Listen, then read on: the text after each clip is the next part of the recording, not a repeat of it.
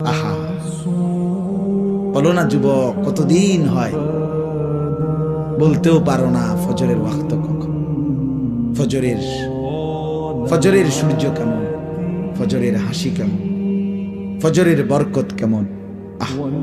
আল্লাহ তাআলা বলেন কুরআন আল ফজর আই সালাত আল ফজর।